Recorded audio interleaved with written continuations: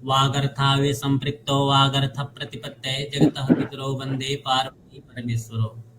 मैं डॉक्टर राजकुमार संस्कृत सौर्यम अनुसंधान संस्थान वाराणसी के तत्वाधान में नेशनल ई कॉन्फ्रेंस का आज 22वां दिन है, जिसका विषय है राष्ट्रीय शिक्षा नीति 2020 के संदर्भ में भारतीय ज्ञान परंपरा।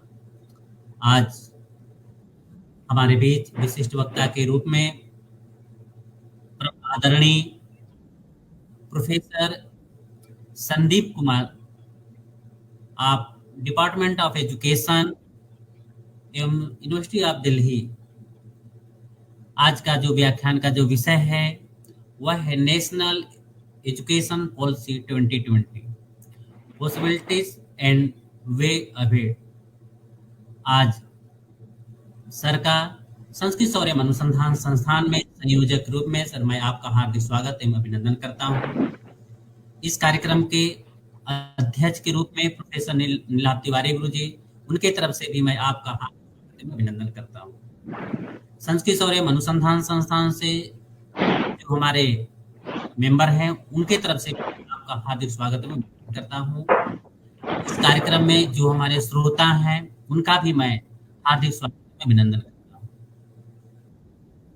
सर, आप दिल्ली विश्वविद्यालय में नई राष्ट्रीय शिक्षा नीति की बात हो या एजुकेशन की बात हो, नए क्रियाकलाप की बात हो, आपके द्वारा काफी बच्चे प्रभावित हुए होते हैं।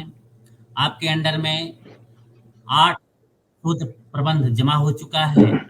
इसके बाद शोध पत्र की बात करें तो आप बच्चों को शोध पत्र के लिए, अच्छी शोध पत्र के लिए हमेशा मार्गदर्शन भी करते हैं। और आपका जो बच्चे जिसके अंडर में आपने पीएचडी बहुत बच्चों को कराया है, उस बच्चों को भी देखें तो हमने डिपार्टमेंट में बात किया था, आपके जो हमें प्राप्त हुआ था कि सर का कराया जाए व्याख्यान, उस फीडबैक के वजह से भी हमने बहुत प्रभावित था सर से कि सर का व्याख्यान हम लोग का परम सौभाग्य होगा सुनने का, कि हम लोग सुनेंगे सर का। और शोध पत्र के बाद बहुत बच्चे सर आपकी प्रशंसा भी करते हैं और आप बच्चों को बहुत उत्साहवर्धन भी करते रहते हैं नए नए, कि आप पीपीटी के माध्यम से हो या नई क्रिया, मतलब आपके कौशल होना चाहिए बच्चों में। और सभी सर वहाँ से हमारा जो शोध सौर्यम ज्ञान सौर्यम अंतर्राष्ट्रीय पत्रिका है, उसमें आपके डिपार्टमेंट से पेपर आते हैं सर, उसमें भी बच्चे कहते हैं कि नहीं संदीप सर हम लोग को हमेशा मार्गदर्शन करते रहते हैं, उन्हीं की कृपा है कि आज हम लोग इतने अच्छे काम कर रहे हैं।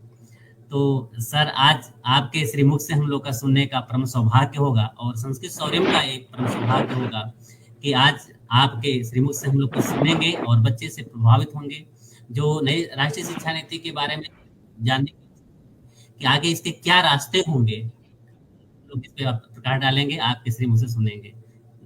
आइए सर के श्रीमुख से हम लोग सुनते हैं। सर जी, बहुत बहुत शुक्रिया।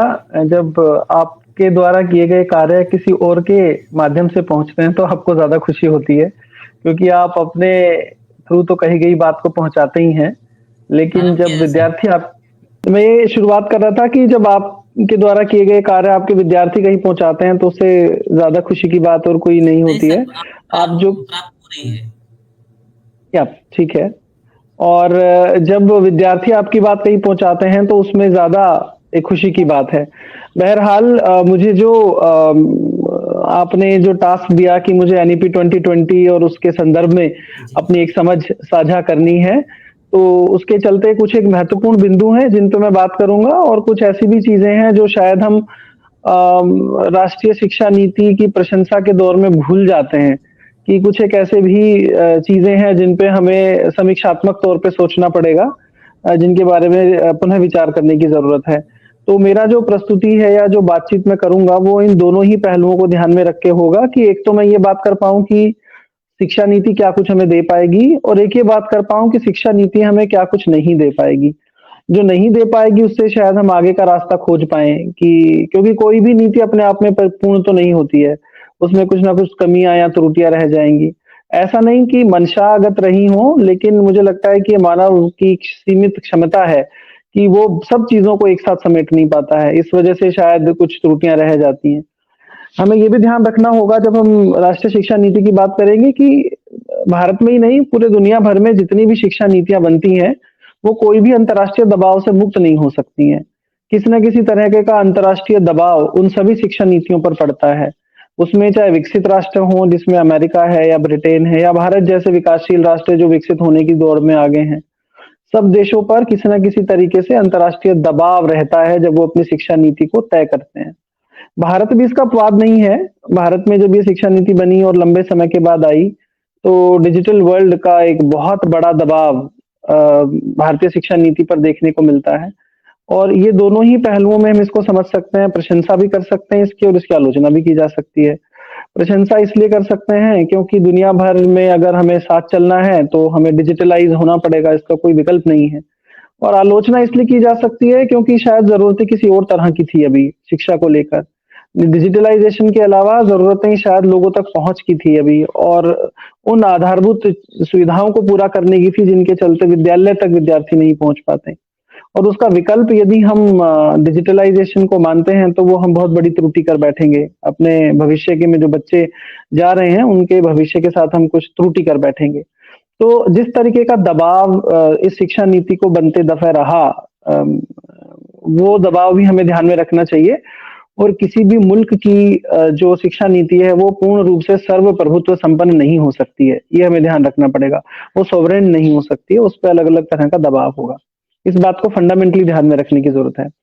दूसरा ये ध्यान रखने की ज़रूरत है कि जब हम किसी पॉलिसी को पढ़ते हैं, तो उस पॉलिसी को पढ़ने के कई तरीके हैं। अब अगर मैं सीधा ही पॉलिसी से कुछ बातें निकाल के आपके समक्ष प्रस्तुत करूँगा तो शायद वो बातें अधूरी-सी रहेंगी। पहले 5-7 मिनट में मैं ये ज़रूर साझा करूँगा कि मैंने इस नीति को किस तरह से समझने का प्रयास किया है। तो जो पहला प्रयास मेरा इस नीति को समझने का है, वो इस नीति को लाइन बाय लाइन पढ़ने का है। जब हम शब्दशः पढ़ते हैं किसी नीति को, तो हम उन सब शब्दों से परिचित होते हैं, जिन शब्दों का प्रयोग कोई नीति करती है। और वो नीति शायद उन शब्दों का प्रयोग किसी मनोभाव के साथ करती है या किसी समझ के साथ करती है, इस पे विचार करने की ज़रूरत है। कई जगह हमें फिलैंथ्रोपिक शब्द दिखेगा या कई जगह हमें एसडीडी शब्द दिखेगा या तमाम तरीके के शब्द दिखेंगे। तो जब आप किसी नीति को शब्दशः पढ़ते हैं, तो आप उन सारे शब्दों से परिचित हो जाते हैं जो शब्द उस पॉलिसी में बार-बार इस्तेमाल किए जाते हैं और आप ये भी जान पाते हैं कि यही शब्द बार-बार इस्तेमाल क्यों हुए।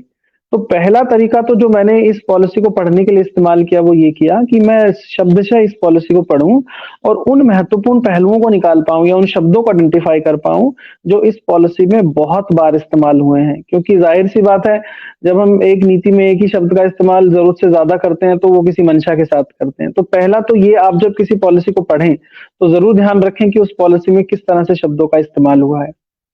दूसरा जो प्रयास मैंने इस पॉलिसी को पढ़ते दफ़े किया, वो ये किया कि इस पॉलिसी में कहाँ-कहाँ अंतर्द्वंद हैं या कहाँ-कहाँ इंटरनल एम्बिग्यूटीज़ हैं। इंटरनल एम्बिग्यूटीज़ का मतलब हुआ कि मान लीजिए पेज नंबर 6 पे पॉलिसी कुछ कहती है और पेज नंबर 8 पे पॉलिसी कुछ और कहती है। तो ऐसी स्थिति बनती है कि 6 वाला पॉइंट 8 वाले पॉइंट को कंट्राडिक्ट करता है और ऐसी स्थिति में पॉलिसी लागू नहीं हो पाती। तो ये कुछ ऐसे महत्वपूर्ण बिंदु हैं जो हमें निकालने पड़ेंगे, चाहे हम 86 की पॉलिसी का समीक्षा करें, चाहे हम 1986 के बाद आने वाले प्लान ऑफ एक्शन 1990 की समीक्षा करें या हम 2020 की पॉलिसी की समीक्षा करें, ये हमें ध्यान रखना पड़ेगा। तो हम उन सभी अंतर्द्वंदों को भी पहचानें शिक्षा नीति में, जो अंतर्द्वंद एक दूसरे बिंदुओं को काट देते हैं और जिसकी वजह से शिक्षा नीति लागू नहीं हो पाती। अमूमन हम ऐसा मानते हैं कि शिक्षा नीतियाँ बहुत बढ़िया होती हैं, लेकिन उसका इम्प्लीमेंटेशन नहीं हो पाता है। लेकिन ये अधूरा सच है, क्योंकि ये सिर्फ कहने की बात है कि हम लागू नहीं कर पाते इसलिए शिक्षा नीति लागू नहीं हो पाई। शिक्षा नीति लागू इसलिए नहीं हो पाती क्योंकि अंतर्द्वंद इतने हैं कि वो लागू करवाई नहीं जा सकती। उसके कुछ उदाहरण मैं अपनी बातचीत में आगे लूँगा। तो दूसरा ये ध्यान रखा मैंने। तीसरा मैंने ये भी ध्यान रखा कि इस पॉलिसी को मैं विमर्शात्मक विश्लेषण के माध्यम से भी समझूँ, यानी कि डिस्कोर्स एनालिसिस के थ्रू भी समझूँ। डिस्कोर्स एनालिसिस का मतलब हुआ कि जैसे मुझे अगर 20 साल हो गए शिक्षा विभाग में काम करते, तो विद्यार्थी कौन होता है, सीखना किसे कहते हैं, मूल्यांकन किसे कहते हैं, नीति किसे कहते हैं, विकास किसे कहते हैं, सामूहिक सीखना किसे कहते हैं, इन सब चीज़ों के बारे में हम सबकी एक खासा समझ है, जो हमने समय के साथ विकसित की है। अलग-अलग सिद्धांत पढ़े हैं, चीज़ें पढ़ी हैं। तो क्या नीति उन सभी चीज़ों को किसी तरह से समेटती है या किसी नए डायमेंशन की तरफ हमें ले जाती है? जैसे मान लीजिए अगर नीति बार-बार ये कहती है कि हमें आउटपुट पे फ़ोकस करना है और हम अब तक ये पढ़ते रहे कि इनपुट बहुत ज़रूरी है, तो हम ये जान पाएँगे कि इनपुट के अभाव में या प्रोसेसिंग के अभाव में आउटपुट बहुत अच्छा नहीं होगा। तो जो विमर्शात्मक समझ हमने लिटरेचर को पढ़ के बनाई है, बच्चे को लेकर, ज्ञान को लेके, विमर्श को लेके, करिकुलम को लेके, उसको नीति कहीं ध्यान में रखती है कि नहीं रखती है। एक ये बात मैंने ध्यान में रखा, तीसरी बात जब मैंने इस पॉलिसी को पढ़ा और चौथी बात मैंने ध्यान में रखा, अब तो क्योंकि समय हो गया 20 में पॉलिसी आई तो 23 हो गया है, तो कुछ-कुछ पहलुओं पे हम ये भी देख सकते हैं कि नीति कितनी लागू हो पाती है ना? तो 4 डायमेंशंस पे पॉलिसी को मैंने समझने की कोशिश की है। पहला डायमेंशन कि हम किसी नीति को शब्दशः पढ़ें और उन शब्दों का इस्तेमाल कैसे किया गया, उसकी विश्लेषणात्मक समझ विकसित करें। दूसरा, जो भी इंटरनल एम्बिग्यूटीज़ किसी पॉलिसी को प्रभावित करती हैं, वो हम ज़रूर तय करें क्योंकि पॉलिसी को आपको एक दूसरे पृष्ठ के सापेक्ष समझना पड़ेगा। आप एक पेज पढ़ के अगले पेज पे चले जाएँ और फिर कहें कि ये बहुत बढ़िया लिखा है, उसपे थोड़ी दिक्कत हो सकती है, क्योंकि छठे पेज पे शायद पहले वाले का कंट्राडिक्शन है। ये हमें ध्यान रखना होगा। तीसरा, डिस्कोर्स एनालिसिस पे ध्यान देने की ज़रूरत है और चौथा, इम्प्लीमेंटेशन पे हम थोड़ा ध्यान दें। इन 4 पहलुओं को ध्यान में रखते हुए मैंने इस पॉलिसी के बारे में थोड़ी संभावनाएँ और थोड़ी दिक्कतें आइडेंटिफ़ाई करने की कोशिश की। शिक्षा नीति बहुत बड़े एजेंडा के साथ शुरू करती है अपने पूरे कार्य को, जिसमें वो एक ऐसी दुनिया और ऐसे भारत की संकल्पना को सबके सामने रखती है जो विश्व गुरु के तौर पे सामने आएगा। वसुधैव कुटुम्बकम जैसे शब्द, इक्विटी जैसे शब्द या क्वालिटी एजुकेशन जैसे शब्द, सब तक शिक्षा पहुँचाने जैसे शब्द, है ना? ये जितने भी बेहतरीन शब्द हो सकते हैं आज तक की शिक्षा नीतियों में, सब उसके पहले ही पृष्ठ में हमें देखने को मिलते हैं। हैं? तो एसडीजी गोल जो चौथा है शिक्षा से संबंधित, उसको भी उन्होंने एक्सप्लिसिटली आइडेंटिफाई कर दिया है। नीति ये भी कहती है कि जिस तरीके से द्रुत गति से बदलाव है दुनिया में, उसके चलते हमें बहुत कुछ शिक्षा नीति में या शिक्षा के क्षेत्र में बदलाव करने पड़ेंगे और हमें केवल रोट लर्निंग से लर्निंग हाउ टू लर्न की तरफ जाना पड़ेगा। अब जब हम ये बात शुरू करते हैं कि हमें रोट लर्निंग से लर्निंग टू लर्न की तरफ जाना पड़ेगा, तो मेरे दिमाग में ये बात आती है कि शिक्षा नीति इस बात को ज़रूर मानती होगी कि जो विद्यार्थी है वो एक एक्टिव सदस्य होगा सीखने की प्रक्रिया में, वो कोई निष्क्रिय व्यक्ति नहीं होगा। क्योंकि जब हम कैसे सीखा जाता है को सिखाएँगे, तो विद्यार्थी की भूमिका सक्रिय होना अनिवार्य है, ऐसा मुझे लगता है जब डिस्कोर्स में पढ़ते हैं। लेकिन आगे जब हम शिक्षा नीति को पढ़ते हैं, तो वो कुछ ऐसी बातें करती है जो इसके कंट्राडिक्शन में चली जाती हैं। तो वो हम थोड़ा आइडेंटिफ़ाई करेंगे, लेकिन ये ध्यान रखेंगे कि बदलते परिवेश और होने वाले द्रुतगामी बदलावों के चलते कुछ एक महत्वपूर्ण चीज़ों को जोड़ देना शिक्षा नीति में, वो समय की ज़रूरत थी, लेकिन उसको कितना जोड़ देना था, वो हमें थोड़ा-सा एनालिटिकल तरीके से सोचने की ज़रूरत थी। अगर हम क्रिटिकल थिंकिंग के डेवलपमेंट की बात करते हैं विद्यार्थियों में, तो वहाँ पर भी आपको एक तरीके के लर्नर की भूमिका को प्राइमरी में रखना पड़ेगा और आपको ये समझना पड़ेगा कि हम ऐसे अवसर उपलब्ध करा पाएँ, जिनसे विद्यार्थी सीखे, ना कि ऐसा सिस्टम बना पाए जिसमें विद्यार्थी दे या अध्यापक दे, सॉरी। तो शिक्षक देने की स्थिति से माहौल क्रिएट करने की स्थिति तक का जो सफर है, वो इस शिक्षा नीति में कहाँ फलीभूत होगा, ये हम थोड़ा देखने की कोशिश इसमें करेंगे अभी। हालाँकि मैं पहले थोड़ी प्रशंसाएँ कर दूँ क्योंकि कुछ चीज़ें बहुत महत्वपूर्ण हैं शिक्षा नीति में, जैसे अभी तक की शिक्षा नीतियों में प्री स्कूल एजुकेशन पे बहुत फोकस नहीं किया गया था, लेकिन शिक्षा नीति ने न केवल प्री स्कूल एजुकेशन पे फोकस किया, उनके टीचर्स की ट्रेनिंग पे फोकस किया है, बल्कि उनके कंटिन्यूअस प्रोफेशनल डेवलपमेंट पर भी फोकस किया है। तो ये तीनों डायमेंशंस जो हैं प्राइमरी या प्री स्कूल एजुकेशन को लेके ये सराहनीय है और इनके चलते शायद हम अब जो एक बहुत बड़ा गैप है कि मान लीजिए बच्चा छठी क्लास में आता है, पहली क्लास में आता है, तो एक बच्चा बिल्कुल ही बिना विद्यालय गए आता है और दूसरा बच्चा प्राइवेट स्कूल से पढ़ के प्ले स्कूल में जाके और चीजें सीख कर विद्यालय में आता है, तो दोनों की शुरुआत ही अलग स्तर पे होती है, जो मेन स्कूल में जब वो आता है प्राथमिक स्कूल में। तो यहाँ शायद उस गैप को भी पाटा जा पाएगा। लेकिन अब इस गुणवत्ता को ध्यान रखना होगा जो भी संस्थाएं बनेंगी कि जो एक प्राइवेट स्कूल का प्ले स्कूल है और जो हम बाल वाटिका बना रहे हैं, उन दोनों में किस तरीके की हम समरसता ला पाएंगे या समानता ला पाएंगे, ये बहुत महत्वपूर्ण बात है। अभी मुझे लगता है जैसे मेरे परिवार में जो छोटे बच्चे हैं और वो जो बड़ा स्कूल अफोर्ड नहीं कर सकते हैं, तो वो बाल वाटिका जो आंगनवाड़ी है वहां जाते हैं और आंगनवाड़ी में वो जाके और बैठ के और आ ही जाते हैं। वहाँ वो कुछ सीखने सिखाने जैसी चीजें नहीं हो रही हैं। तो ऐसा ना हो जाए कि हम नाम तो नए-नए रख दें, जैसे बाल वाटिका कह दिया या हमने कुछ और कह दिया, लेकिन उनकी भूमिकाएँ पुनः परिभाषित ना करें। तो ऐसी स्थिति में हम उसका कुछ लाभ नहीं उठा पाएँगे। तो ऐसा ना हो जाए कि पुरानी ही कहानी है और नए शब्दों में कह दी गई है, तो ऐसी स्थिति ना हो जाए हमारे सामने। लेकिन ये सराहनीय है कि उन्होंने टीचर ट्रेनिंग प्री-स्कूल के लिए बालवाड़ी के लिए भी और उनके कंटीन्यूअस प्रोफेशनल डेवलपमेंट को खासा भूमिका या खासा बल डाला है, जो कि बहुत महत्वपूर्ण बात है। अच्छा, मुझे लगता है भारतीय शिक्षा व्यवस्था में एक बहुत महत्वपूर्ण चुनौती और मुझे लगता है दुनिया भर में मूल्यांकन की है, मूल्यांकन को लेकर है। अब जो एक विशेष तरीके की संस्था जिसे हम परख कह देते हैं, उसकी शुरुआत शिक्षा नीति करने की बात करती है और वो कहती है कि हम अब एक ऐसे सिस्टम इजाद करेंगे या बनाएँगे जो विद्यालय स्तर से लेके और सीनियर सेकेंडरी एजुकेशन तक वो मूल्यांकन की प्रक्रियाओं को सुनिश्चित करेंगे। लेकिन हमें ये ध्यान रखने की ज़रूरत होगी कि मूल्यांकन का मतलब क्या मान के चलेगी ये संस्था, जिसको हम परख कह रहे हैं। क्योंकि अब तो तीसरी क्लास में मूल्यांकन की बात हो गई और 5वीं क्लास में मूल्यांकन की बात हो गई और 8वीं में और उसके बाद 10वीं और 12वीं में। तो हमें ध्यान रखना पड़ेगा कि एक तरफ हम कहते हैं कि बोझ कम कर रहे हैं, हम मूल्यांकन को सीमित कर रहे हैं, दूसरी तरफ हम मूल्यांकन की मात्राओं को भी बढ़ा रहे हैं। तो ऐसा ना हो जाए हमसे कि हम तीसरी क्लास में फेल करने लग जाएँ विद्यार्थियों को या 5वीं क्लास में हम कहने लगे ये लर्निंग आउटकम थे और आपने अचीव नहीं किए तो इसकी बाध्यता हो जाएगी। तो मैं ऐसा विश्वास करता हूँ कि सरकारें ऐसा नहीं करेंगी और जो इन संस्थाओं में काम करेंगे वो इस बात पर ज़्यादा बल देंगे कि फेल करना उद्देश्य नहीं होगा इन मूल्यांकनों का और विद्यार्थियों की क्षमताओं को बेहतर बनाना इनका होगा। लेकिन ये बात तभी समझ में आएगी जब परख जैसी संस्थाएँ अपना रूब्रिक हमारे सामने प्रस्तुत करेंगी। वो किस तरह से तीसरी क्लास और 5वीं क्लास और 8वीं क्लास में मूल्यांकन को लेके जाती है, इस पे मुझे लगता है थोड़ा-सा हमें ध्यान रखने की ज़रूरत होगी। हालाँकि टाइम एंड अगेन जो पॉलिसी है वो ये कहती है कि शिक्षा का उद्देश्य केवल परीक्षा नहीं है या शिक्षा का उद्देश्य केवल रटना नहीं है बल्कि कैरेक्टर बिल्डिंग है, चरित्र निर्माण है। और चरित्र निर्माण के दौरान वो बहुत सारी ऐसी चीज़ों को फंडामेंटल मानती है। जैसे हालाँकि उसके साथ वो लिंक करती है बाद में लेकिन early literacy and numeracy, foundational literacy and numeracy की बात बहुत बड़े स्तर पर है, होलिस्टिक डेवलपमेंट की बात है, लर्निंग पाथवेज़ की बात है ना? ओपन चॉइस दे दिया गया है स्कूल्स में कि there will be no restrictive baskets of subject, student will be given open spaces to select the baskets.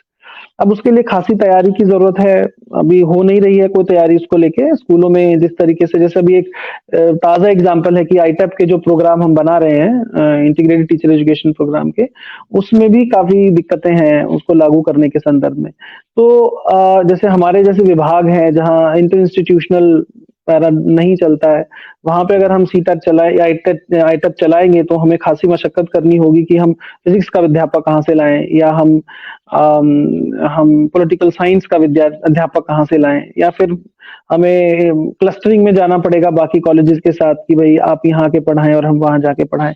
तो बहुत लंबा-चौड़ा काम है, कहने में सरल लगता है लेकिन इसके जो पैरामीटर्स हैं वो बहुत कठिन है और बहुत ज़्यादा एग्रीमेंट्स हैं इनमें करने के लिए। तो हमें ये समझना पड़ेगा कि जब हम एक लार्जर सिस्टम को बदलने की बात करते हैं, तो हमें अपनी तैयारियों को पुख्ता रखना पड़ेगा और इसके लिए हमें लार्जर लेवल पे कंसल्टेशन करनी पड़ेगी। सेंट्रिक प्रोसेस से ये नहीं हो पाएगा कि अगर 4 लोग सोचें और ये चीज़ें हो जाएँगी, तो उसके लिए थोड़ी-सी मुझे लगता है दिक्कत होने की संभावना रहेगी। साथ ही साथ ये भी समझने की आवश्यकता है कि जब हम मूल्यांकन की बात करेंगे, तो मूल्यांकन का जो सीधा-सीधा मतलब है वो असेसमेंट के साथ भी जुड़ता है। अब ये इस पे बहुत बड़ी डिबेट होती रहती है, जैसे अभी हमने रिसेंटली भी एक वर्कशॉप की तो उसमें मूल्यांकन किसे कहेंगे और असेसमेंट किसे कहेंगे और फिर मेजरमेंट किसे कहेंगे। तो हमें अपनी समझ को इतना व्यापक करना होगा कि मूल्यांकन की आवश्यकता हमें सेपरेटली ना करनी पड़े, कम से कम विद्यालय में। हम वो साल में एक परीक्षा कराएँ 70 नंबर की और फिर हम कहें कि ये विद्यार्थी पास हो गए हैं, बड़ी समस्यात्मक स्थिति होती है उसमें। तो जितने भी नवाचारों की बात हम इस शिक्षा नीति के माध्यम से करते हैं, तो हमें ये समझना पड़ेगा कि नवाचार का मतलब विकल्पों को पैदा करना है। नवाचार का मतलब ये नहीं है कि हम परीक्षाओं के केवल संख्या बदल दें, 4 की जगह 6 परीक्षाएँ करा लें या 10वीं के बोर्ड में हम 2 बोर्ड करा दें हम 20 साल के बीच में और साल के आखिरी में, नहीं। मुझे लगता है मूल्यांकन की जो फिलॉसफी है या उसका जो ज्ञान मीमांसा है, वो इस बात को लेकर खड़ी रहती है कि विद्यार्थी कितना अपनी क्षमताओं के आधार पे अडैप्ट कर पाया चीज़ों को। और उस अडैप्टेबिलिटी के आधार पे यदि हम ये समझ पाएँ कि हमने मूल्यांकन किया या असेसमेंट किया तो ही कुछ बात होगी, वरना अल्टीमेटली इंक्लूजन जैसे फिलॉसफी भी तो असफल ही रही।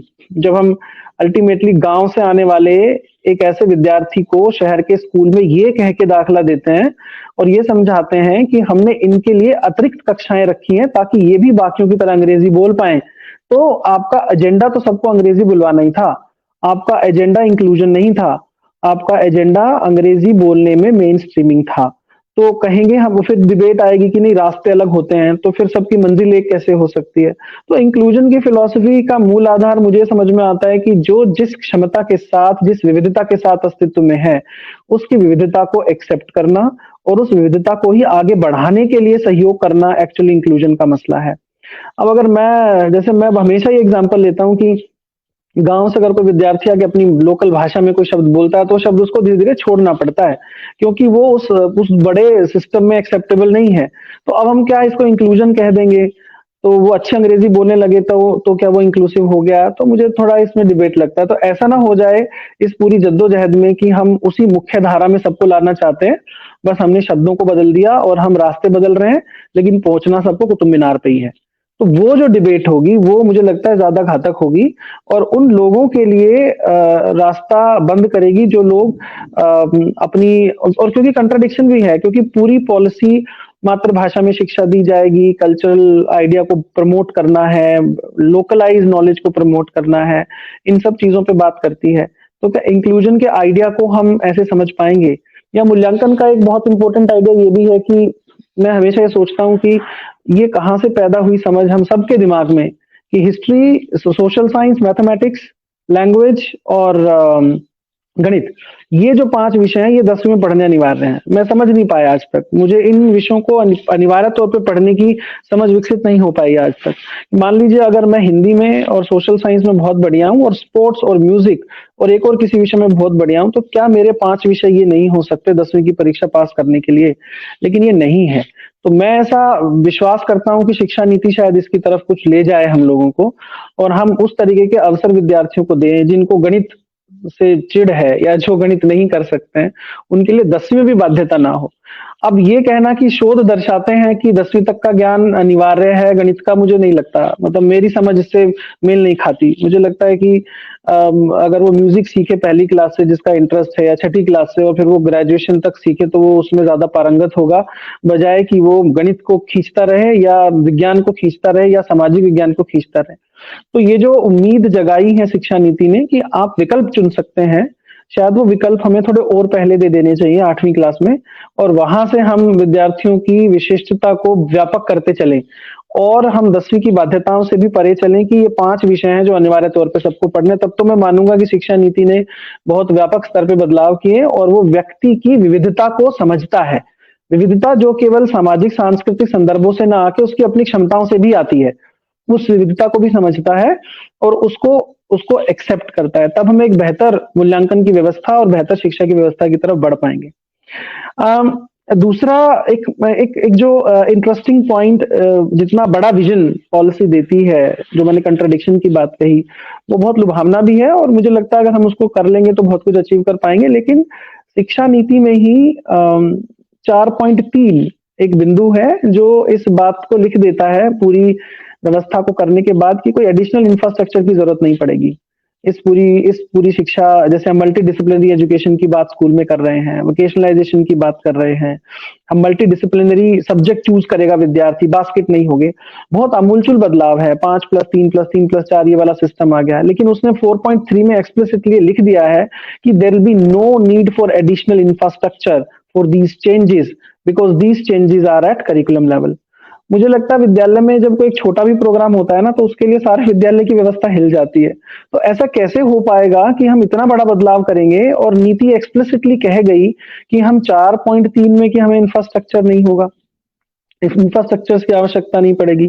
तो मुझे लगता है, मेरा ऐसा एनालिसिस है, लेकिन हो सकता है कि शिक्षा नीति जब लागू होगी या हो रही है तो विद्यालय स्तर पे जो लोग काम करेंगे इस नीति को लागू करने के लिए, वो इस पे ध्यान देंगे कि इंफ्रास्ट्रक्चर के अभाव में कोई विचार फलीभूत नहीं हो पाएगा और हमें इस पे साझा तौर पे इसकी तरफ हमें ध्यान देना पड़ेगा।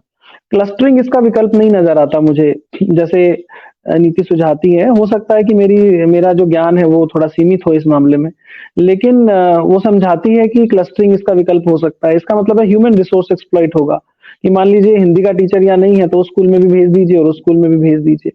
और दूसरी तरफ शिक्षा नीति ये भी कहती है कि हम टीचर से एडिशनल काम नहीं करवाएंगे, लेकिन अभी भी इलेक्शन की ड्यूटी में टीचर ही जा रहे हैं। तो ये जो कंट्राडिक्शंस हैं विद्यार्थियों शिक्षा, अब जैसे पहले मुझे तो ऐसा भी पता है कि जनसंख्या गणना में टीचर को लगा दिया। पीछे-पीछे मैंने सुना था किसी राज्य में कि गाय के या जानवरों की गणना में भी शिक्षकों की नियुक्ति लगा दी है। तो फिर शिक्षा नीति ने जब ये लिख दिया अपनी नीति में कि हम शिक्षकों को केवल शिक्षण के अतिरिक्त कार्यों में संलग्न नहीं करेंगे, तो फिर भी हम इन कार्यों में संलग्न उनको कर रहे हैं। तो इस तरीके से मुझे अंतर्द्वंद लगता है, मुझे लगता है विरोधाभास है। मतलब जिस समझ के साथ हम चलते हैं और जिस तरह से शिक्षा में ये पॉलिसी अपनी बात करती है। तो आप 4.3 जो बिंदु है उस पे जरूर ध्यान दें। ये एक इम्पोर्टेंट पहलू है जिसपे मुझे लगता है शिक्षा नीति को लागू करते वक्त हमें ध्यान देना चाहिए। एक और पॉइंट है जो कि जब कैरेक्टर बिल्डिंग की बात करती है शिक्षा की, हम कैरेक्टर बिल्डिंग करेंगे विद्यार्थियों का, बहुत अच्छी बात है, क्योंकि भारत एक ऐसा देश रहा है जहाँ पे सत्य परमो धर्मा जैसी बात होती रही है और अहिंसा परमो धर्मो जैसी बात होती रही है। बिल्कुल सही बात है, लेकिन मुझे ऐसा लगता है कि नैतिकताएं विकसित होती हैं, नैतिकताएं दी नहीं जा सकती हैं। तो जब हम ऐसा कहते हैं कि नैतिक बनाने के लिए एक ढांचा दिया जाएगा, तो मुझे लगता है, मुझे थोड़ा अजीब लगता है, क्योंकि नैतिकताएं विकसित करना विद्यार्थियों में वो कोई विषय पढ़ाने जैसी चीज नहीं है, या वो ऐसी कोई चीज नहीं है कि हम एक स्ट्रक्चर बना देंगे और उस ढांचा में विद्यार्थी सही गलत का निर्णय करेंगे। और ये बात 4.6 ऑफ एनईपी कहती है, जहां वो कहती है the focus will have not here, कि एक, मेरे को शायद पॉइंट एग्जैक्ट ध्यान नहीं है, मैं अभी ध्यान आएगा आपको बताऊंगा, कि जो एक बच्चों को सही गलत का फैसला करने के लिए एक रूपरेखा दी जाएगी, उनकी समझ विकसित करने के लिए। तो मुझे लगता है कि वो रूपरेखाएं विकसित होने दें, क्योंकि नैतिकताओं का होना सबके संदर्भ सापेक्ष होता है। मेरे लिए कई बार झूठ बोलना सही रह सकता है, कभी किसी के लिए सच बोलना सही हो सकता है, कुछ भी शाश्वत नहीं है, ये हम जानते हैं। तो नैतिकताएं किसे सही कहेंगी और नैतिकता बच्चे कैसे विकसित करेंगे, इसको विकासात्मक रहने दिया जाए, इसको ढांचागत न बनाया जाए। तो मुझे लगता है भारत जैसे विविध मुल्क में जहां इतनी जातियां हैं, संस्कृति है, जहां अलग-अलग सोच के लोग निवास करते हैं और साझा में निवास करते हैं, कोई उतना बड़ा विरोधाभास नहीं है, थोड़ा बहुत तो चलता ही रहता है। ये हर, जब जहां 2 इंसान होंगे तो वहां थोड़ा बहुत होगा, वो चलता रहता है। लेकिन उसके बावजूद भी दुनिया भर में भारत एक शांति प्रिय मुल्क रहा है, और उस स्थिति में हमें ध्यान रखना चाहिए कि नैतिकताओं के जब हम मापदंड बना देंगे तो वो मापदंड किसी एक तरफ स्क्यूड ना हो जाए, वो मापदंड ऐसे बने जो बच्चे समय के साथ विकसित करें, है ना? ये एक बहुत महत्वपूर्ण बात है, और ये इसलिए भी जरूरी है क्योंकि जब शिक्षा का एक मुख्य उद्देश्य क्रिटिकल थिंकर पैदा करना है, और हम ये मानते हैं कि बच्चे तार्किकताएं विकसित करेंगे, तो वहां तार्किकता भी दी नहीं जा सकती है, तार्किकता भी विकसित होती है डायलॉग के थ्रू, या किन्हीं वार्तालापों के थ्रू, या एक कंटेंट पे चर्चाओं के थ्रू विकसित होती है, उसको दिया नहीं जा सकता है। इसीलिए ये पॉइंट भी मुझे थोड़ा परेशान करता है 3.6, तो ये कहता है कि the focus will be to have less emphasis on input and greater emphasis on output. तो ये थोड़ा-सा मुझे लगता है कि अगर हम पॉलिसी का शब्द से एनालिसिस करते हैं, तो ये शब्द एक बड़े स्तर पे हमें ले जाएगा कि अब हम केवल लर्निंग आउटकम की बात करेंगे, और अब हम उस प्रोसेस की बात थोड़ा कमता कर देंगे जिसमें प्रोसेस की बात होगी या इनपुट की बात होगी। क्योंकि जो पॉलिसी है वो एक लीगल डॉक्यूमेंट है, और उस लीगल डॉक्यूमेंट पे लिखे गए शब्दों पे बहस भी हो सकती है, चर्चाएं भी हो सकती हैं। तो इनपुट को या प्रोसेस को लेस इंपॉर्टेंट कहने की आवश्यकता नहीं थी, हम ये कह देते कि आउटपुट को ज्यादा महत्व दिया जाएगा, लेकिन साथ साथ ये कह देना कि प्रोसेस को लेस इनपुट दिया जाए, महत्व दिया जाएगा, मुझे लगता है ये हमें थोड़ा इस पे सोचने की आवश्यकता है, और हम इससे इधर उधर ना हो। हम प्रोसेस पे जब ज्यादा महत्व डालेंगे, तभी हम आउटपुट पे भी महत्व डाल पाएंगे। ये बहुत इंपॉर्टेंट बात है। एक और इम्पोर्टेंट बात जो इस पॉलिसी ने कही है वो एसडीडीज को लेकर है, सोशियो इकोनॉमिक डिसएडवांटेज ग्रुप के बच्चों को विशेष सुविधाएं दी जाएंगी पढ़ने के लिए, और बीएड करने के लिए तो लड़कियों को और भी विशेष छात्रवृत्तियों की बात और ये सब चीजें कही गई हैं। ये बड़ा इंटरेस्टिंग बात है। और हम ये मानते हैं कि सबको इक्वालिटी एजुकेशन देना है और सबको समान शिक्षा देनी है, गुणवत्ता वाली शिक्षा देनी है। ये भी एक अच्छा है और इसकी पहल भी हो रही है, बहुत जगह छात्रवृत्तियाँ हो रही हैं, रीडिंग सेक्शंस खुल रहे हैं स्कूलों में, बहुत अच्छे प्रयास हो रहे हैं इस नीति के तहत। लेकिन इसमें एक प्रयास जो थोड़ा समस्यात्मक है वो ये भी है कि हमने बहुत ज़्यादा फ़ोकस ओपन डिस्टेंस लर्निंग पर कर दिया है।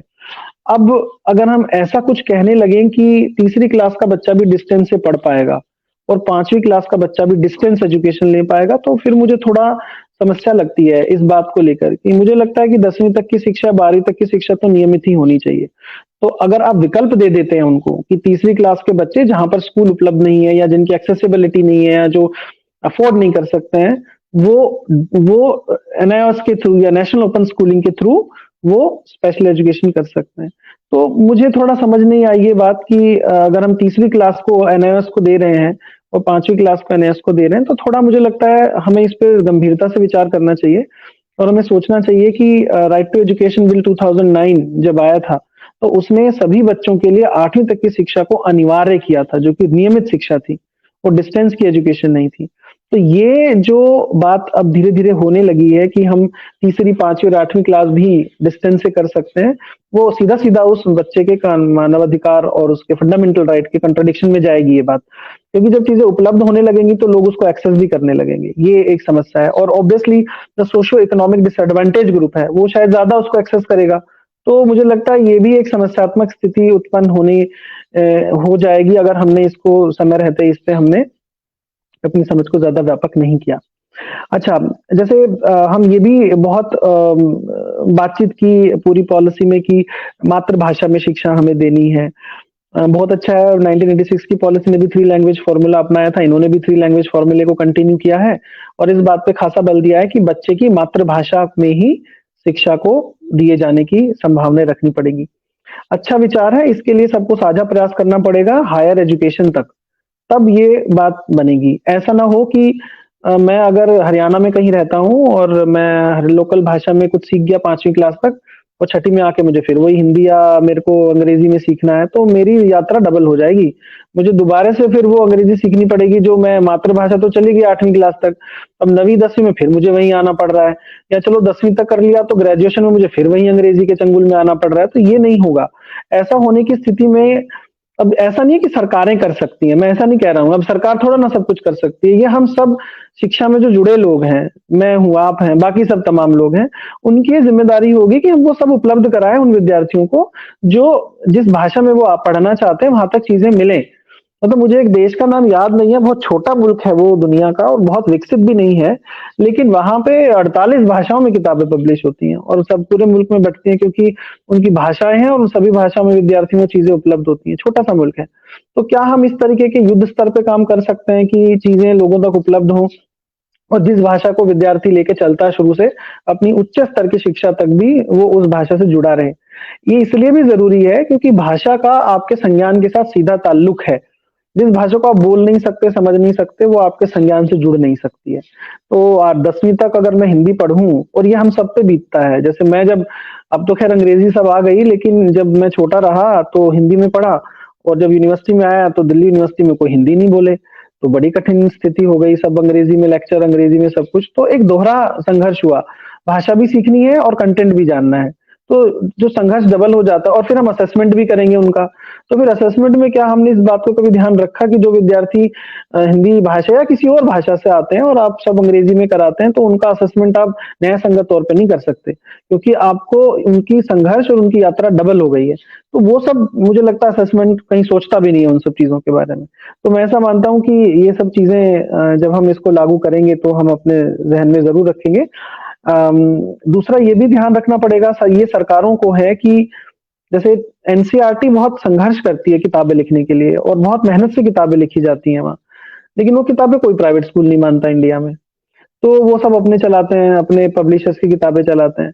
तो फिर अब जब नीति ये कहती है कि सभी स्कूल बच्चों को मातृभाषा में पढ़ाएँगे, तो क्या हम अंग्रेजी स्कूलों पे भी लागू करेंगे ये नियम? कि वो भी बच्चों को अपनी मातृभाषा में शिक्षा देंगे? थोड़ा जज़्ब नहीं हो रही है बात, क्योंकि हम इतने समय के बाद तक आज भी प्राइवेट स्कूलों को नहीं बाध्य कर पाए कि वो वही किताबें पढ़ाएँ अपने विद्यार्थियों को जो बाकी बच्चे पढ़ते हैं। तो हम भाषा के स्तर पे उनको कैसे बाध्य करेंगे, इसके लिए सरकारों को कुछ कठोर कदम उठाने होंगे। अदरवाइज़ ये सिर्फ़ जुमला रह जाएगा कि सब बच्चों को मातृभाषा में शिक्षा मिलेगी। तो भाषा को लेके कई सारी इस तरीके की चीज़ें हैं। देखिए, मोटा-मोटा दिक्कत तो हमें केवीएस में भी मिलता है। जैसे मेरे जो विद्यार्थी हैं, जब वो केवीएस में जाते हैं, उनका ट्रांसफ़र कर्नाटक हो जाता है। तो अब उनको नहीं आती है वहाँ की लोकल भाषा, तो काफ़ी उनको परेशानी होती है वहाँ के विद्यार्थियों से जुड़ने में। अब 3 साल वो जुड़ते हैं, तो फिर उनका फिर ट्रांसफ़र हो जाता है, फिर वो असम चले जाते हैं। अब असम सीखना पड़ता है। अब मतलब टीचर भी एक सीमित व्यक्ति है ना, मतलब वो सब कुछ नहीं सीख सकता है और सबको सब कुछ आना ज़रूरी भी नहीं है।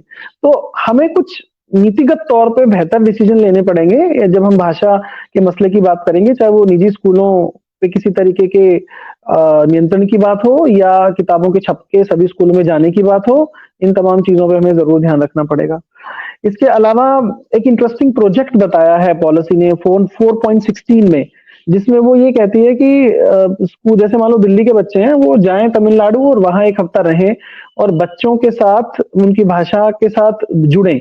है ना? ये एक प्रोजेक्ट है जो मैंडेटरी मुझे लगता है किया गया है। प्रोजेक्ट उसका नाम है द लैंग्वेज ऑफ इंडिया।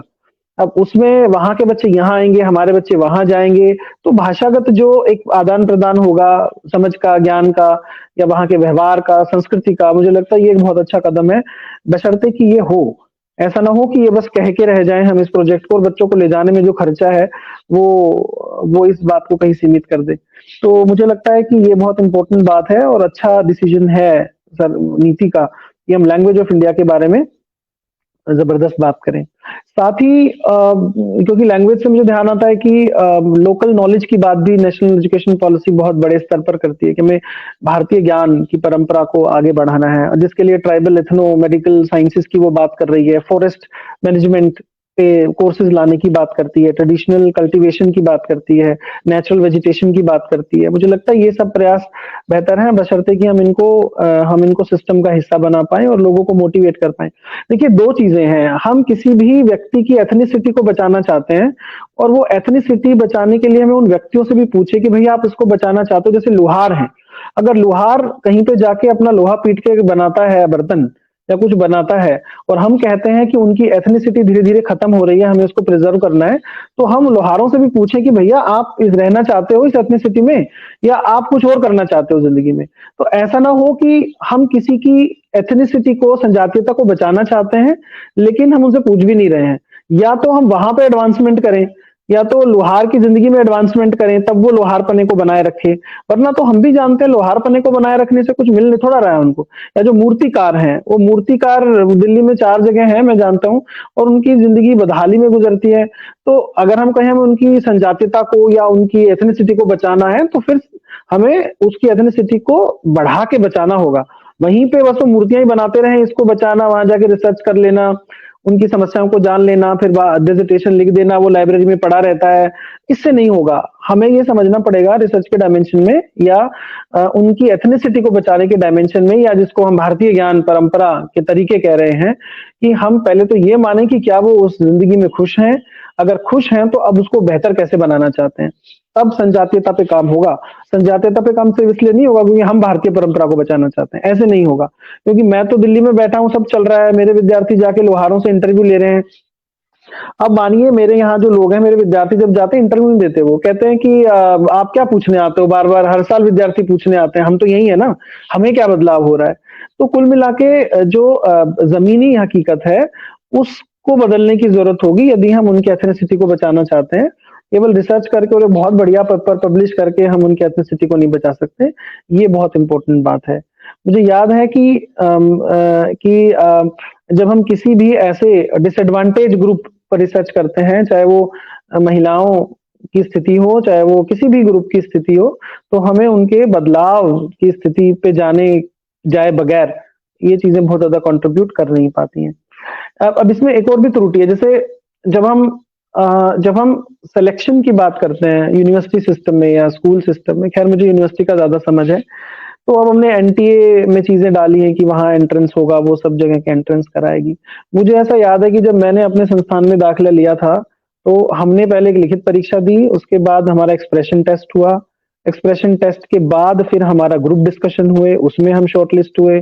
फिर हमारे 2 विषयों पे इंटरव्यू हुए बीएड के लिए, सब्जेक्ट 1, सब्जेक्ट 2 में। उसके बाद जनरल इंटरव्यू बीएड का हुआ, तब हमारा बीएड में दाखिला हुआ।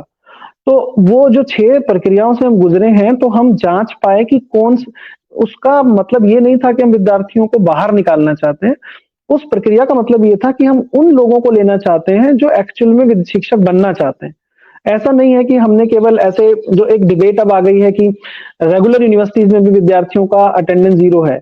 मतलब अगर आप बड़े विश्वविद्यालय भी देखेंगे, वहाँ अगर 100 बच्चे एडमिशन लेते हैं, तो क्लास में 60 ही बैठे हैं।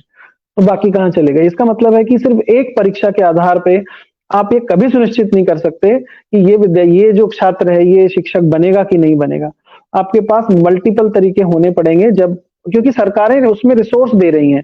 मान लो मुझे तनख्वाह मिल रही है, मेरे डिपार्टमेंट के और 30 लोगों को तनख्वाह मिल रही है, और एक विद्यार्थी हमारे पास पढ़ने आता है, उसका उद्देश्य ही नहीं है शिक्षक बनना, वो और तमाम तरीके की चीज़ों में लगा है। तो वो रिसोर्स, ये भी वेस्टेज है एक तरीके का, कि हम बहुत सारे लोगों को उनको तैयार करते हैं बीएड डिपार्टमेंट से निकाल के, जो एक्चुअली शिक्षक नहीं बनना चाहते। फिर वो बाय डिफ़ॉल्ट शिक्षक बनते हैं, जब कहीं कुछ और नहीं हुआ तो पेपर दे दिया और फिर वो शिक्षक बन गए। तो मुझे लगता है कि अगर हम शिक्षक के प्रोफ़ेशन को सीरियसली लेना चाहते हैं, तो मैं ऐसा मानता हूँ कि हमें एक तरीके की परीक्षा को, जिसको हम ऑब्जेक्टिविटी के नाम पे ढोते हैं, कि अगर हम एक पेपर कराएँगे तो वो ऑब्जेक्टिव होगा, उस पे पुनर्विचार करने की ज़रूरत है, और हमें मल्टीपल तरीके से असेसमेंट भी करने पड़ेंगे।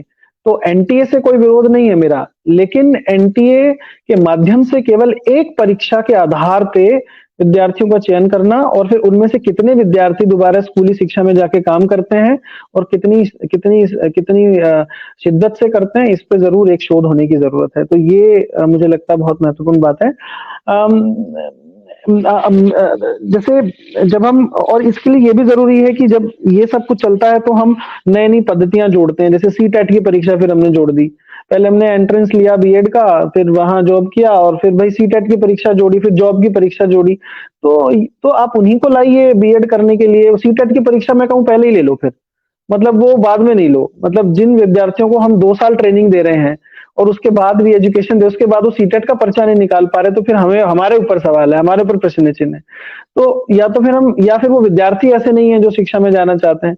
तो जितनी जांचना परखना है वो उस कोर्स में आने से पहले जांचिए, ताकि जो रिसोर्स गवर्नमेंट लगाए इन विद्यार्थियों की ट्रेनिंग के लिए, वो सही जगह पे जाए, ना कि वो व्यर्थ चला जाए। तो ये मुझे लगता है कि हमें ध्यान रखने की ज़रूरत है। उसके बाद फिर जब जॉब में चले जाते हैं, तो एक नई तरीके का प्रपंच चलता है कि हम सबका कंटिन्यूअस प्रोफेशनल डेवलपमेंट करा देंगे। गर्मियों की छुट्टियों में सबको इकट्ठा कर लेंगे, भाषण करा लेंगे, उससे फिर वो उनका सीपीडी हो जाएगा। मुझे लगता है विद्यालय में और यूनिवर्सिटी सिस्टम में इस तरीके के प्रोफेशनल डेवलपमेंट के विचारों के भी विकल्प ढूँढने होंगे, क्योंकि हम जब जाते हैं कहीं पर और हम भाषण करते हैं, तो वो भाषण बस वहीं खत्म हो जाता है और वो विद्यालयों तक नहीं पहुँचता है। तो उस पूरी व्यवस्था को, जो एक, और ये एक महँगा अफ़ेयर है, ये कोई सस्ता अफ़ेयर नहीं है। कोई व्यक्ति आता है, उसको पैसा देना है, रहना, खाना-पीना, विद्यार्थी, एक महँगी व्यवस्था है। इस महँगी व्यवस्था के विकल्प खोजने पड़ेंगे, और वो विकल्प इसलिए नहीं कि वो महँगी है, इसलिए कि वो सस्टेनेबल नहीं है। वो उसका बहुत ज़्यादा बदलाव हमें विद्यालय व्यवस्था में नहीं दिखता है। जबकि जो एनईपी है वो अपने जो एजेंडा है, उसमें ये कहती है कि हमें इस तरह की सीपीडी या कंटीन्यूअस प्रोफेशनल डेवलपमेंट पे जाना पड़ेगा, जो सेल्फ रेगुलेटेड हो और कंटीन्यूअस हो। इस पे वो बार-बार बात करती है। अब सेल्फ रेगुलेटेड का मतलब है कि मैं, आप और हम सब खुद ज़िम्मेदारी लेंगे कि हम किस तरह से अपने कंटीन्यूअस प्रोफेशनल डेवलपमेंट को आकार देना चाहते हैं। लेकिन फिर वो डिस्ट्रस्ट का मॉडल, जैसे अभी बीच में हमने, कई नाम नहीं ले सकता मैं संस्थाओं के, कई संस्थाओं में जाके हमने सीपीडी के प्रोग्राम्स बनाए, लेकिन वहाँ पे भी यही है कि टीचर पे ट्रस्ट नहीं है। मतलब अगर हम टीचर पे छोड़ देंगे तो वो करेगा नहीं, वो झूठ-मूठ सर्टिफिकेट करेगा, वो झूठ-मूठ कहेगा मैंने कर लिया।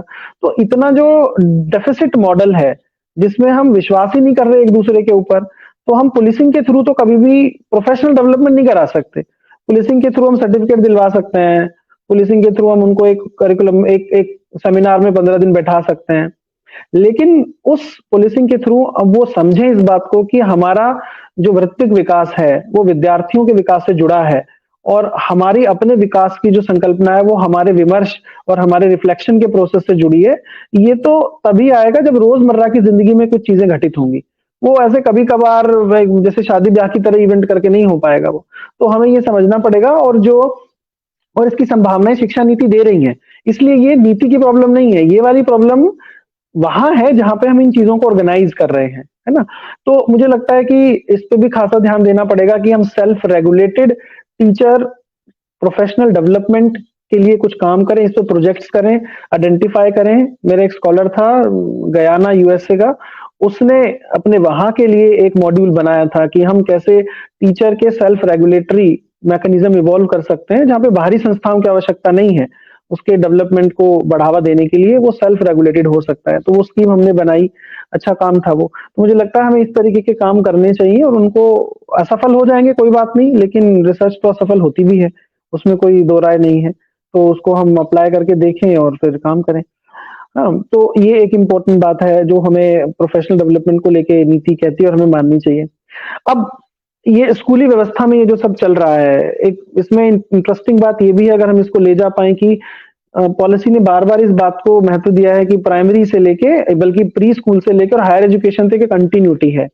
वो लिंक नहीं तोड़ती है बीच में। जैसे मान लीजिए अगर वोकेशनल एजुकेशन है, तो वोकेशनल एजुकेशन को वो प्राइमरी में भी रख रही है, सेकेंडरी में भी रख रही है और हायर एजुकेशन में भी रख रही है।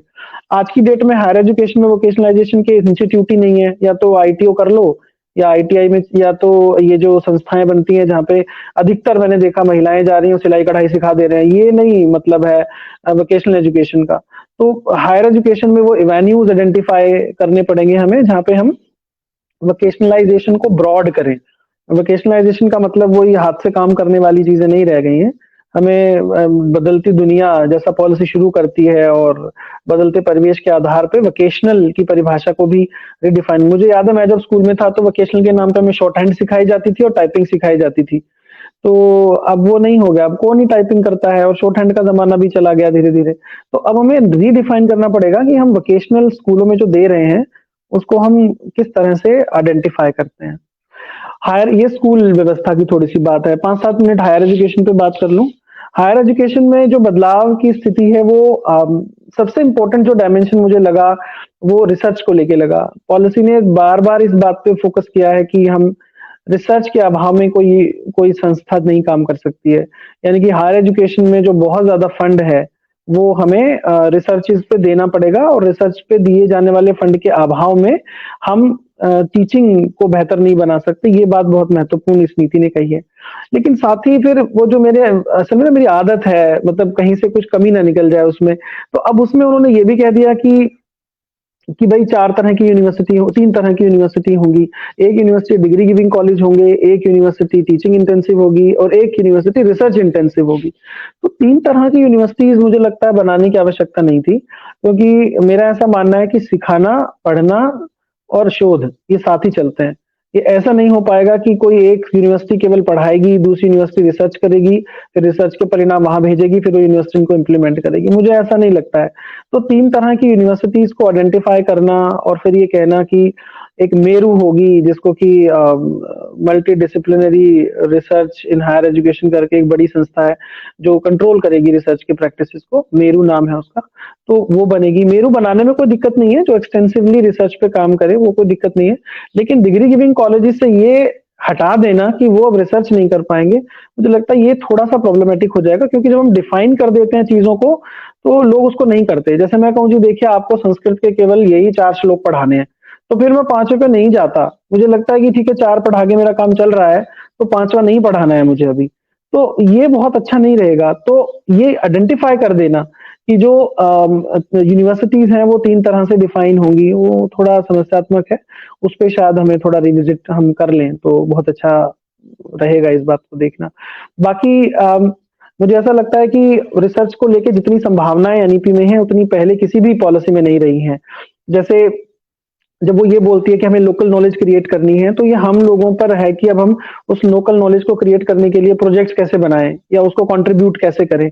ऐसे मेरा जो एक्सटेंसिव काम है वो ग्राउंडेड थ्योरी पर है कि मैं आधारभूत रिसर्च कैसे करवाऊं। तो उसके लिए अगर मेरे दिमाग में, जैसे मैं एक एग्जांपल ले लेता हूं कि जब हम विद्यार्थियों को पढ़ाते हैं तो हम बहुत सारे विदेशी थिंकर पढ़ाते हैं। मतलब बीएड में अगर आप देखें तो हम प्याजे वाइगॉत्स्की से लेके सब पढ़ाते हैं, लेकिन कोई भी भारतीय ऐसा विद्वान नहीं पढ़ाते हम जो बता दे कि बच्चे कैसे बड़े होते हैं। तो ये कैसे हुआ? तो ये ऐसे हुआ कि हमने धीरे धीरे टीचर्स जो स्कूल में पढ़ाते हैं उनको महत्व देना बंद किया। एक टीचर जो 20 साल या 25 साल विद्यालय में पढ़ाता है, छठी क्लास से लेके 10वीं क्लास तक और फिर रिटायर हो जाता है, उसका पूरा का पूरा ज्ञान और समझ जो उस फील्ड से पैदा हुई है, वो उनके साथ ही चली जा रही है। ना हमने कभी ये कोशिश की कि हम उनसे पूछें अपने बीएड कॉलेज में बुला के या यूनिवर्सिटीज़ में बुला के कि आपकी बच्चे को लेके क्या समझ है?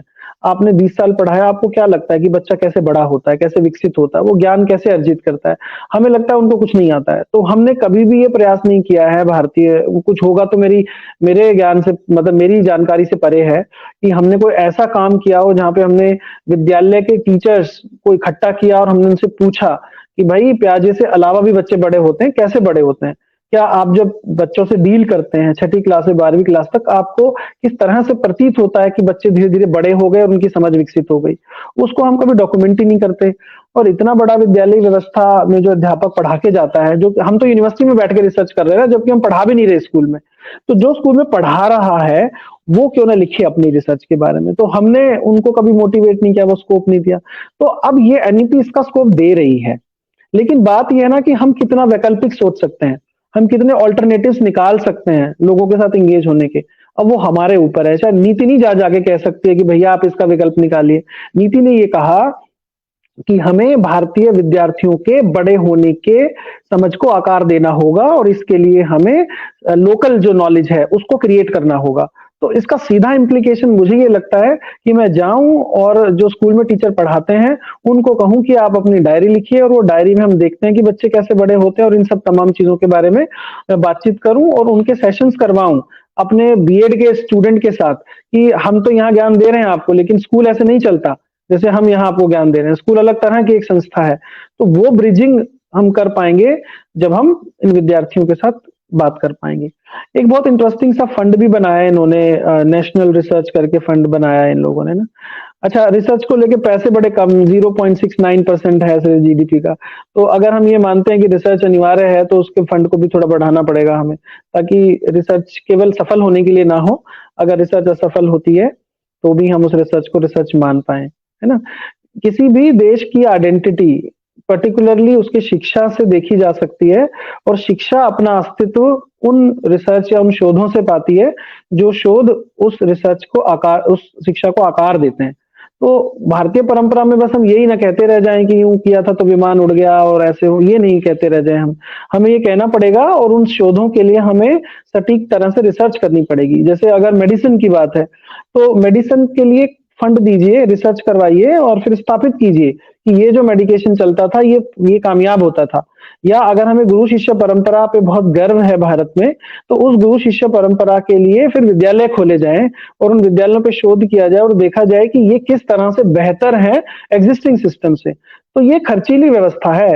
ये ऐसा नहीं है कि हम सिर्फ लोगों को कह देंगे और वो मान लेंगे, क्योंकि दुनिया अब इंटरनेट पे चलती है। वो केवल ऐसा नहीं है कि हम कहेंगे और लोग मान लेंगे। अभी तो हम इतना भी कंट्रोल नहीं कर पाते हैं विद्यार्थियों पे कि भाई एक असाइनमेंट आपको दिया तो आप उसको अपने मन से लिखिए। वो चैट जीपीटी से उठा के हमें असाइनमेंट दे देते हैं आजकल। तो बड़ी दिक्कत है, अब समझ नहीं आ रहा है वो कहाँ से उन्होंने लिखा है। तो कुल मिला के जो इतना उन्मुक्त समाज बन गया हमारे आसपास ना इंटरनेट के चलते, उसके चलते हमें बहुत गहन तरीके से शोध को और शोध की ऑथेंटिसिटी को ध्यान रखने की जरूरत होगी।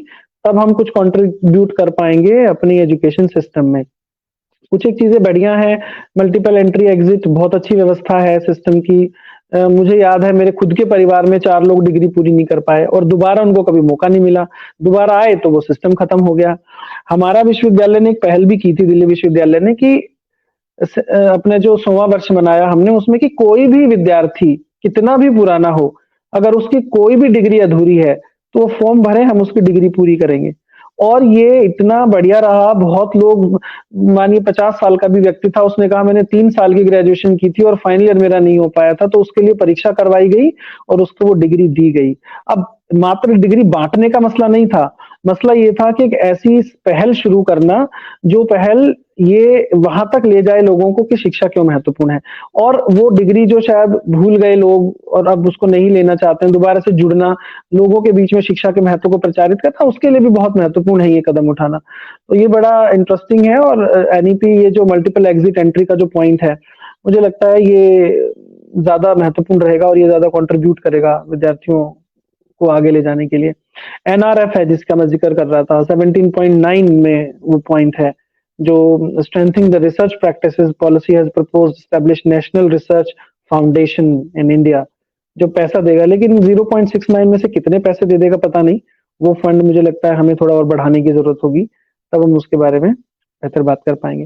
टीचर एजुकेशन में भी बहुत सारे बदलाव हो रहे हैं, जैसे आईटेप के प्रोग्राम आए हैं, उनमें नए-नए करिकुलम बना रहे हैं। हमने आईटेप शुरू किया दिल्ली यूनिवर्सिटी में, तो उसके करिकुलम बन रहे हैं। नवाचार भी है, लेकिन कुछ चीज़ें ऐसे भी जा रही हैं जिनकी आवश्यकता नहीं है। तो हम लोगों को ये समझना पड़ेगा कि जिसको हम भारतीय कहते हैं या जिसको हम संदर्भिक कहते हैं, उसकी उसके उसके मायने भी बदल गए हैं। मैं जब दिल्ली में विद्यार्थियों को पढ़ाता हूँ ना, तो मेरे लिए फ़र्क नहीं पड़ता है कि एक्स, वाई, ज़ेड चीज़ें कैसे हो रही है। मुझे पता है कि मेरे पास झुग्गी से भी बच्चे आते हैं और संपन्न परिवारों से भी बच्चे आते हैं, तो मुझे उन्हीं की आवश्यकताओं के हिसाब से अपने सिद्धांतों को आकार देना होगा। जिसको हम स्मॉल टी थ्योरी कहते हैं, अगर आप परिचित हैं इस शब्द से। छोटा टी सिद्धांत कहते हैं, क्योंकि बड़े टी सिद्धांत वो हैं जो हम बड़े-बड़े लोगों के पढ़ते हैं, और छोटे टी सिद्धांत वो हैं जो हम अपनी कक्षाओं में अपने पढ़ाने के लिए विकसित कर लेते हैं। जैसे मैं जब कक्षा लेता हूँ तो मेरे भी तो कुछ सिद्धांत होगा जिसके आधार पे मैं पढ़ाता हूँगा। तो वो मेरा स्मॉल टी थ्योरी है, जो शिक्षण की स्मॉल टी थ्योरी है। तो ये हमें करना पड़ेगा, और एक थोड़े समय के लिए हमें उन ग्रैंड नैरेटिव्स को भी थोड़ा विश्राम देना होगा, जो बहुत हावी हैं शिक्षा व्यवस्था पर, जिनके अभाव में हम कोई बात ही नहीं कर पाते। बच्चे बड़े होंगे तो इन 4 थेरिस्ट की बात करनी होगी, समाज की बात होगी तो इन 3 लोगों की बात करे बगैर आपकी बात कोई मानेगा नहीं। तो मुझे लगता है कि रिसर्च का काम केवल रीवैलिडेट करना नहीं है, रिसर्च का काम सृजित करना भी है, या रिसर्च का काम क्रिएटिविटी का भी है। तो हमें रिसर्च में केवल बड़े-बड़े जो शोध हुए दुनिया भर में उन्हीं की जाँच नहीं करते रहना है। ये एक बहुत इंटरेस्टिंग लाइन है जो मेरे दिमाग से नहीं जाती है कि जब एक रे के लिए एक थिंकर है, उन्होंने लिखा है ये भारतीय शिक्षा व्यवस्था के संदर्भ में कि third world country can only be expansion of the reflection of the first world, कि तीसरी दुनिया की जो ज्ञान है वो केवल पहली दुनिया के ज्ञान की प्रतिछाया की तरह हो सकता है। जैसे चांद का अपना प्रकाश नहीं है, सूरज से लेता है, ऐसे ही तीसरी दुनिया के मुल्कों का अपना ज्ञान नहीं है, वो हमारे ज्ञान से ही प्रकाशित होता है। और ये बात इतनी प्रभावी भी है, और उन्होंने इसके लिए पूरा प्रयास भी किया है, जैसे इंटरनेट पे फ्री कंटेंट दे देना। तो इससे अब क्या हो रहा है कि बच्चों को कोई असाइनमेंट दो, सीधा इंटरनेट सर्च करते हैं। अब इंटरनेट पे क्या उपलब्ध है वो हमारे कंट्रोल के बाहर है ना? तो वो जो उपलब्ध होता है उसी को सीख रहे हैं, पहली बात। दूसरा, जब हम अपने करिकुलम में चीज़ों को बदल नहीं पा रहे, आज भी वही करिकुलम में थ्योरी चल रही हैं, तो हम उस परंपरा को या उस तो ठीक कहते हैं फिर वो कि हमारा अपना प्रकाश नहीं है, हम उन्हीं के सिद्धांतों के आधार पे चीज़ों को आगे बढ़ा रहे हैं। तो कुल मिला के हमें इन सब चीज़ों के विकल्प खोजने होंगे, शोध तभी कामयाब होगा, वरना डिग्रियां कर लेने से और लाइब्रेरी में पीएचडी के, एमएड के, एमफिल के या मास्टर्स के थीसिस लगाने से कोई फायदा नहीं होगा, वो सब व्यर्थ हो जाएगा। और मुझे लगता है कि रिसर्च पे फोकस करना जरूरी है, और रिसर्च पे फोकस करना ऑल्टरनेटिव्स पैदा करने के लिए जरूरी है। केवल शोध करना किसी बात का हल नहीं होता है जब तक हम उसमें विकल्प पैदा ना कर पाए, और विकल्पों की संभावनाएं अगर खत्म कर दे कोई चीज तो वो मर गया ना विषय। किसी विषय में यदि विकल्प विकसित नहीं हो सकते तो वो विषय मर गया। तो आज मुझे ऐसा प्रतीत होता है कि बहुत सारे लोग काम करते हैं, मैं सबके रिसर्च को कंडेम नहीं करता, मैं भी करता हूँ, लेकिन हमें रिसर्च को नए सिरे से आकार तो देना होगा, और हमें वो चीजें विकसित करनी होंगी जो हमारे विद्यार्थियों के लिए जरूरी हैं, ना कि जो किसी शोध को वैलिडेट करने के लिए जरूरी हैं। तो मुझे लगता है कि 1 घंटा हो गया सर, मैं अपनी बात को यही समझ, क्योंकि बात बहुत सारी है और चलती रहेंगी। लेकिन कुल मिला के ये है कि शिक्षा नीति में बहुत चीजें बेहतरी अच्छा लिखी हैं, जिन पे हमें सिलसिलेवार विमर्श करने की जरूरत है, और छूट भी जाती हैं चीजें, और इसीलिए विश्लेषण जरूरी है। ऐसा भी जी, होता जी। है कि हम जब कुछ लिखते हैं तो वो चीजें दिमाग में नहीं आई या लिख गई, तो हम जैसे जो लोग हैं जो साथ में बैठ के बात करते हैं, वो इन चीजों पे ध्यान आकर्षित करा सकते हैं कि देखिए ये चीज आपने लिखी है, बहुत अच्छा है, लेकिन ये चीज शायद छूट गई है, तो क्या इसको देखा जा सकता है? तो जो भी आलोचनाएं की जाती है, मैं उनको उस दृष्टि से देखता हूँ, ना कि इस दृष्टि से देखता हूँ कि हम आलोचना कर रहे हैं। मुझे लगता है कि ये जो समीक्षाएं हैं, ये बेहतरी के लिए हमें ले जाती हैं। और धन्यवाद आपको, आपने मुझे आमंत्रित किया और 1 घंटे का समय दिया। हाँ, धन्यवाद। जी, जी, बहुत-बहुत धन्यवाद। सर, इस व्याख्यान में हम लोग 2-3 बिंदुओं को बहुत अच्छा सर देखा है आपने। पूरा आज सर तहे दिल से बोले हैं कि इतना अद्भुत व्याख्यान सर आपका था कि पूरा विश्लेषण कभी हम लोग देखा मूल्यांकन की बात हो, आप बच्चों को मूल्यांकन कैसे करेंगे? आने वाले शिक्षकों के लिए, सरकार के लिए भी चैलेंज है ये सब चीज आने वाले में, जो आज का विश्लेषण हुआ सर। इसके बाद मातृभाषा, हमें आप 8वीं 10वीं तक बच्चों को पढ़ा देंगे, फिर जाकर के आप 12th देखें या हायर एजुकेशन में या स्नातक प्रस्नातक में जाकर के देखें, क्या मातृभाषा यहाँ से लेकर आगे आप चल पाइएगा? आगे फिर बच्चा फ्यूचर में क्या करेगा, कैसे, यहाँ पर भी सरकार को ध्यान देने की बहुत बड़ी आवश्यकता है। हमने सर 1 दिसंबर से लेकर के 25 दिसंबर तक जो व्याख्यान कराया, ये सब 2-3 पॉइंट सर बहुत अच्छा लगा हमें। इसके बाद आपको जो स्कूली शिक्षा है, इस पे भी आपको फोकस, शोध का काम इस पर भी देना होगा। जो आपने बोला कि बच्चा कैसे बड़ा हो रहा है, इस चीज बिंदुओं को आपको ध्यान देना पड़ेगा सरकार को। यदि यहाँ से आप रिसर्च करवाते हैं तो 100% आप सफल होते हैं, और आपके शिक्षक भी सफल होते हैं, आपकी नीति भी सफल होगी एजुकेशन में।